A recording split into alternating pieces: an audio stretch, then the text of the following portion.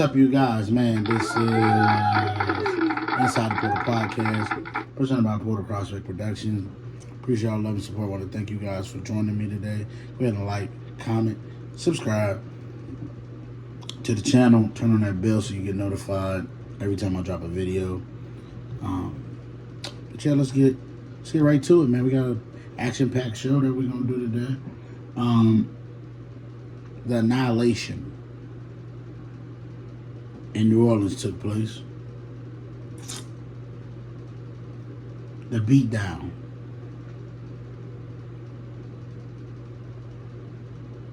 The belt to us took place. For some strange reason, Kansas City decided to show up in New Orleans a week late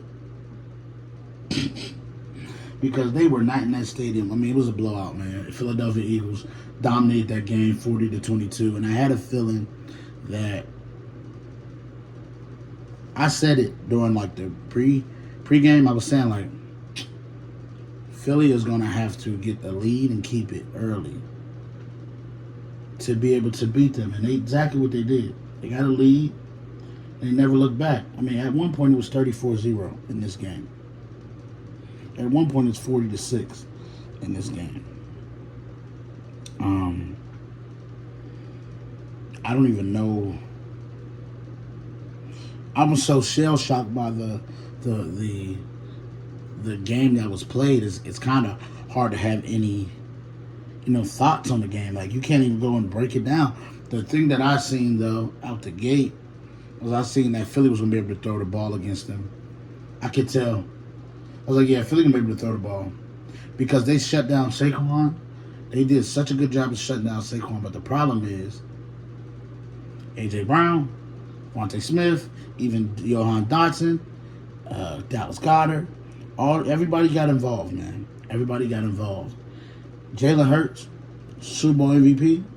Clap it up for Jalen Hurts, man.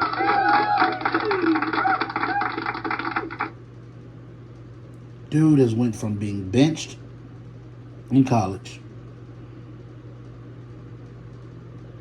to gaining his starting spot back at Oklahoma, coming to the league, being a second-round pick, nobody believing in him except the Eagles.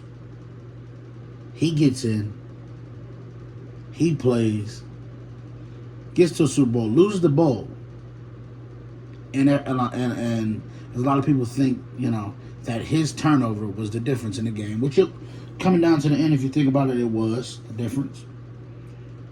But he outplayed Mahomes in that Super Bowl. Didn't last year. Started out 10-1, lost steam down the stretch. Then this year, you come in, you start out 2-2. Then you go on a crazy win streak. Saquon Barkley is the reason, the catalyst. Has people questioning, can you do it? Is he good enough to do this? Can he do this? Can he do that? Can he do this? Can he do that? All Jalen Hurts proceeds to do is to get to the Super Bowl, outplay Mahomes again, and win Super Bowl MVP. That's all he does. Unbreakable is how I describe Jalen Hurts. Unshakable. Always team focused, always team oriented, and when you let him off the leash a little bit, he can go win you a game. Against Patrick Mahomes, outplayed him again in the Super Bowl. This is 2 Super Bowls where, if you look back at it, Jalen Hurts has outplayed Mahomes, and it's one of those things. I'm looking at this man, and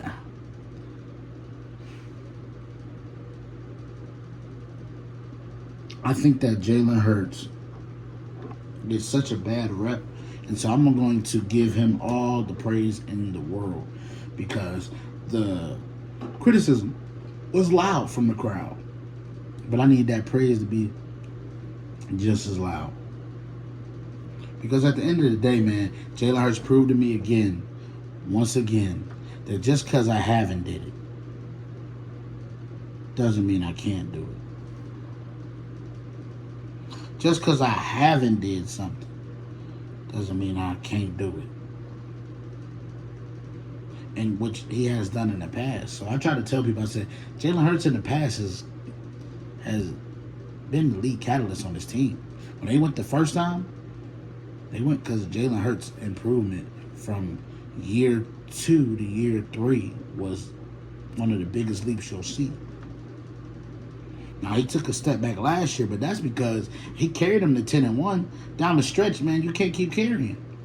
Your teammates got to help. That defense was awful last year. Vic Fangio, man, came back. Vic Fangio got there, got that defense right, and you see what they're doing now. They taking off. And so, when you got that going on, man, it's a great thing. It's an amazing feat.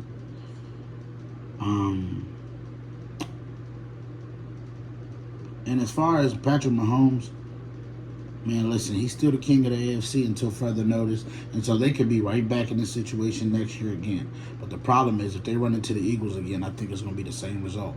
Reason being is the Eagles are young. They're just going to get better. They're just going to get better. And what you can't have if you're the Eagles is that Super Bowl hangover, which you got to be fearful of that. But as long as they get over the Super Bowl hangover, I don't see a problem why they can't be back in this situation. I don't see why we can't get a repeat next year of the same thing we just seen. But what it shows me is that in the biggest lights, Jalen Hurts can go toe-to-toe with anybody in the league with the money on the table. That's what that showed me. That showed me that I don't care what happens. Money on the table, I can pick Jalen Hurts to do what he has to do. Put the money on the table and give me Jalen Hurts. Simple as that. So let's shout out to the Eagles, man. Clap them up for them one more time. Clap them up for the Eagles one more time, man. Shout out to the Eagles, man. Y'all defensive line was crazy. Y'all got after Mahomes so much. Mahomes couldn't do nothing. He looked very shaky. And so we're going to shift gears and we're going to talk about the newest Laker, Luka Doncic, made his debut.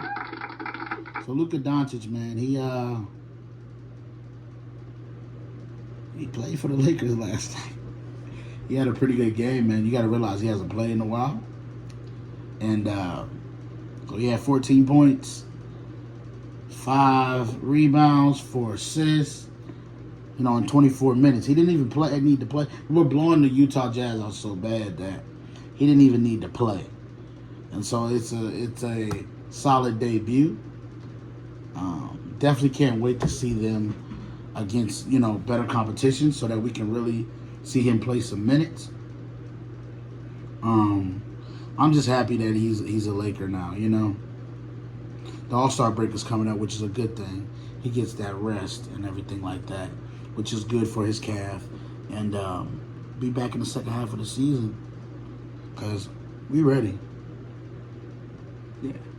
As Laker fans, it's time, man. It's time. And so we're going to see what's going to happen.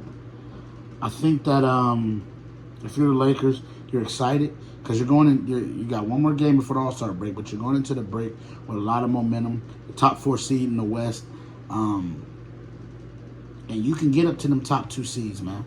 You can get up there. You ain't gonna get the 1. I think the Thunder is gonna be the 1 seed. I think that's etched in stone. But I do feel like you can get up in that top 3. You understand what I'm saying? And let's see what that's going to be like, man. I'm enjoying what I'm watching from the Lakers. J.J. Redick has his team playing amazing. The defense has been amazing. Gabe Vincent has showed up. This team looks like they're ready to... The only thing I'm worried about is rebounding. That front court situation. Only thing I'm worried about. That's it. Outside of that, I ain't worried. I ain't worried about anything else. But that front court situation, they got to handle. Got to get it handled. So, we're going to see what's going to happen. Got the second half of the year coming up. Maybe get on the buyout market just to get a big body, maybe. But we'll see. All right? Listen, man. I appreciate y'all love and support. I want to thank you guys for joining me today. This is Inside the Portal, presented by Portal Project Productions. Until next time, I'll see you guys on Thursday. Peace.